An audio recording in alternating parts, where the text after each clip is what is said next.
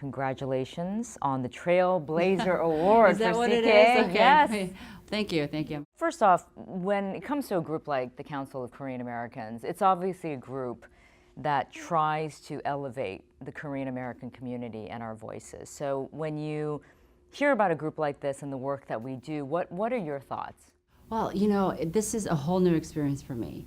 And so, coming into this weekend, I had no idea. And I was actually almost really embarrassed because I have not, like I said, the heritage that I was born in South Korea, but growing up in the States and being very, Americanized, as you would say, up to this point.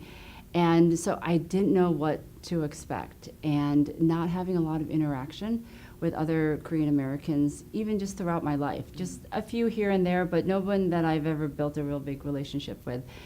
So I was so pleasantly surprised. Well, that's great. So CKA has kind of brought you into this world that maybe you weren't totally aware of before or connected to. Yeah, and so I have a story that was being written about me a couple years ago, and it was about my whole adoption and coming to the U.S. and my early childhood. And many of the fans and the people that didn't know me, when I was younger, would say to me, "Oh my goodness, I never knew your story. Like, is this something that you didn't want to talk about?" And I was like, "No, nobody asked me. Like, no one ever asked me about it." And so I feel like the CKA is the same thing. It's like, nobody ever asked me to be a part of this community, right. And you guys were the first to ask me. Wow. And so I am very, very blessed and happy that you did. Now that you're talking about getting in touch with your Korean identity, maybe through CKA and meeting folks, how has that resonated, though, for you in terms of having been adopted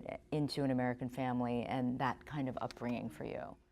Well, there is no point in my life that I can honestly say that was more of a turning point for me than being adopted. So, I mean, who knows where I would have been? So for me, adoption is so important. I'm so fortunate. I had such great adoptive parents, or my parents, I just call them my parents, that really raised me and really just out of basically the kindness of their heart. They already had 2 boys.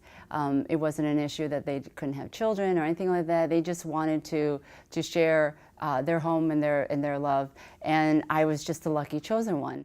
I know that you've said many times in different interviews that because of that background, it's made you, want to give back, and you're grateful, and you live that way, right? With that sort of idea of gratitude and the idea of giving back.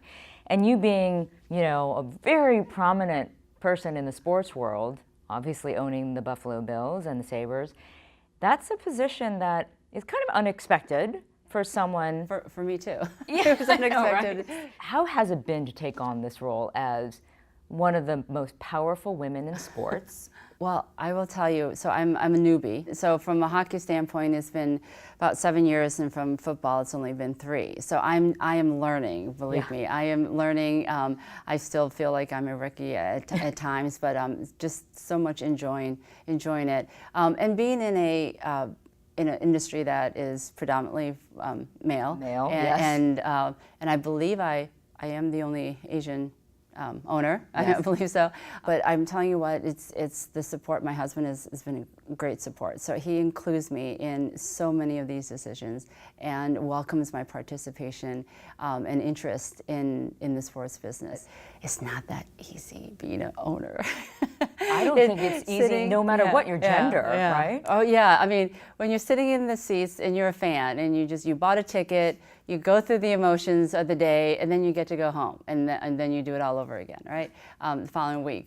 But as an owner, it's a daily, it's a daily. I don't want to say work because I enjoy it. So it's a labor of love, if you want to call it that. Yeah. But so many of the things that you do don't always get the results that you want. And as much as, especially when you're kind of the person at the top, you can't control everything. And so when you try to do the best you can, and you surround yourself with the right people, you hope, and you make the decisions that you think are right, and then at the end of the day, you lose. You still lose. Yeah, and it's like, and there was nothing that you could do about it. Right, so, right. On that game day. So it is not easy.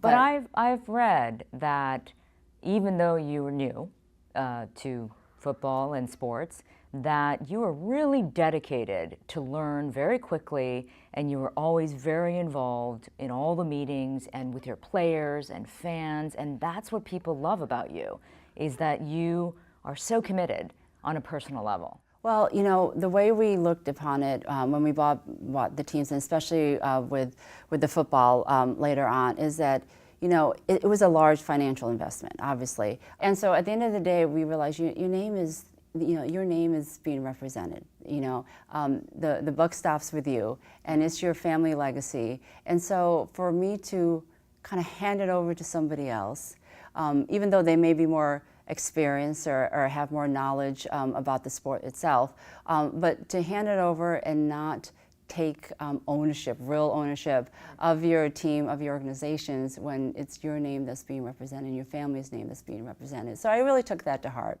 Do you feel any extra pressure being an Asian woman in this field, or does that even cross your mind? No, pressure, no. I don't. You know, I think looking back, kind of really expanded. We always talk about diversity, you know, it being a female and Asian, but to me, diversity really is just about getting another perspective. And I think we can use, all of us can use that in any line of business or in life in general. But you do know that you are an anomaly still in the world of sports, right? Yeah, I feel like I've always been an anomaly. So you know, it comes naturally to me. But like I said, you know, at the end of the day, we're basically just all human. So I look to that. But for now, you are definitely a trailblazer, and that's why you're receiving the award. And a lot of young people, as well as us, we're looking up to you, and we're very proud of the work that you've done. Keep doing what you're doing. Well, I have to admit, it is a lot of fun. I do love my job every day. I don't consider it at work, and I realize that how lucky. There's only 32 owners, 31 owners in hockey.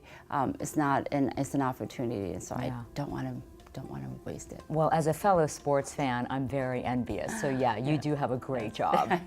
Thank you so much, Kim. Oh no, you're Pleasure welcome. talking to you. Yeah.